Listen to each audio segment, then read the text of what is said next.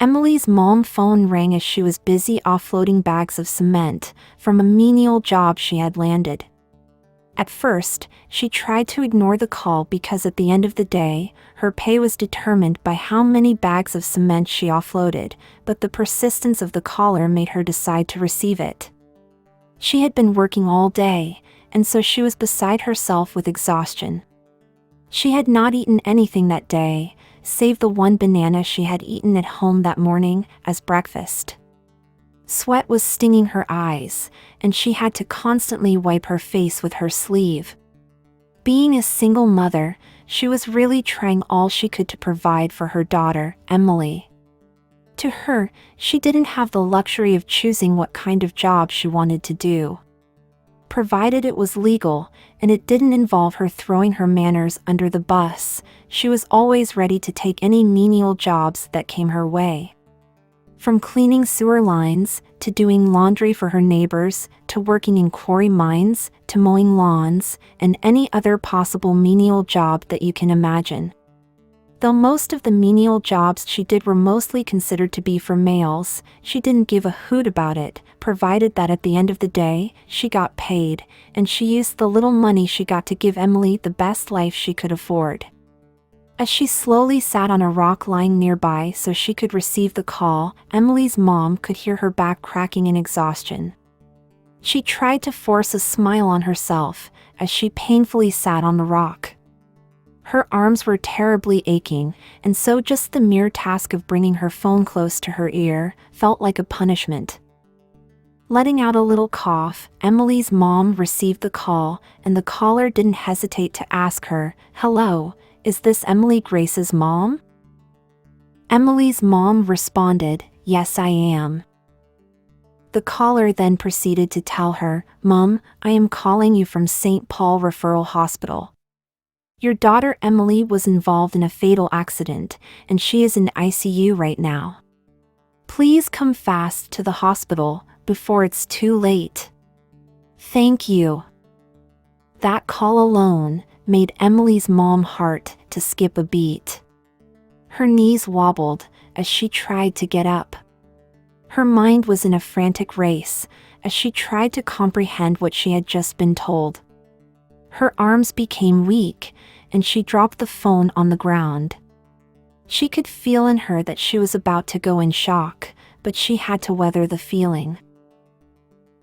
Still in her dirty working clothes, Emily's mom rose, and using her remaining reserves of energy, she ran as fast as her weak legs could carry her to the bus stop, boarded a bus, and she was soon on her way to the hospital. After lots and lots of struggle, Emily had finally joined university to study law. She was a very bright girl, and ever since she was a little girl, one could clearly tell that she was destined for greatness. She always used her mom's daily struggles to fuel herself into becoming a top student in school. Not only in words, but also in actions, Emily could always feel and tell how her mom deeply loved her. Emily's dad had died when she was 3 years old. Her dad was a wealthy businessman, but the moment he died, Emily and her mom were kicked out of their property by her dad's family members. They took everything, and that's how Emily's mom started doing menial jobs to support her family. Despite the challenges, Emily's mom had raised her in the best way she knew how.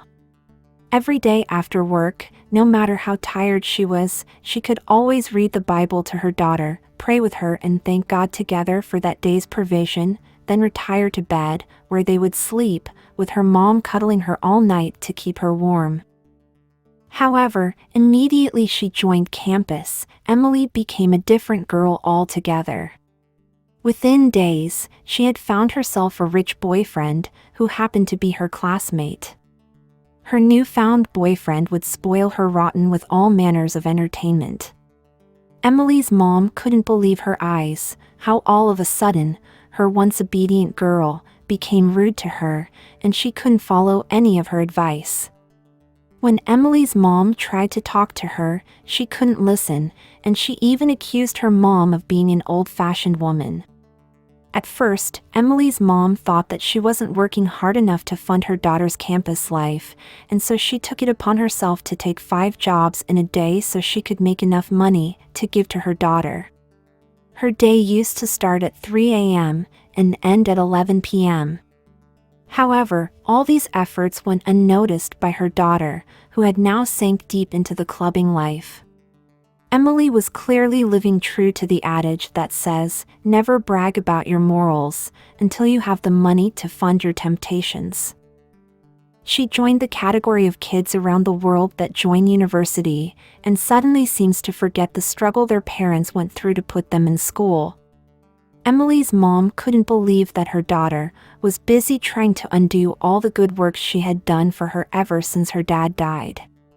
Emily's mom was at that stage in life whereby as a parent, your kid suddenly becomes blind to whatever you were trying to show them, deaf to whatever you were trying to tell them, and somehow, your kid feels like he or she is wiser than you.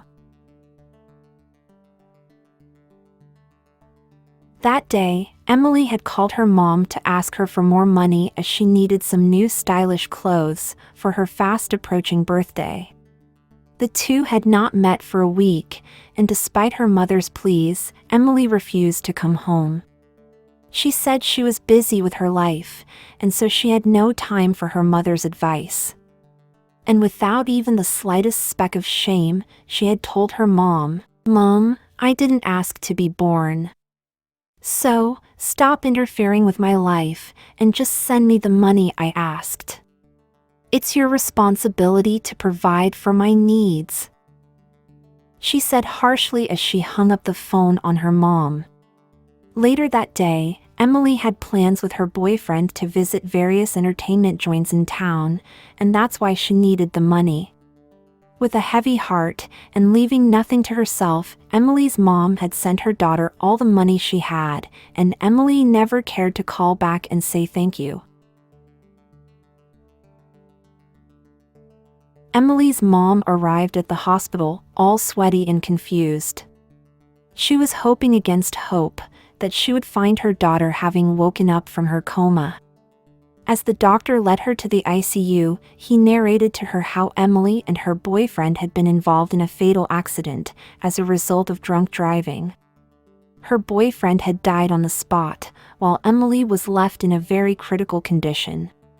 As they were about to get to the ICU room, a nurse, who was watching over Emily, came out of the ICU room, and with a sad face, she told Emily's mom that Emily had succumbed to the injuries.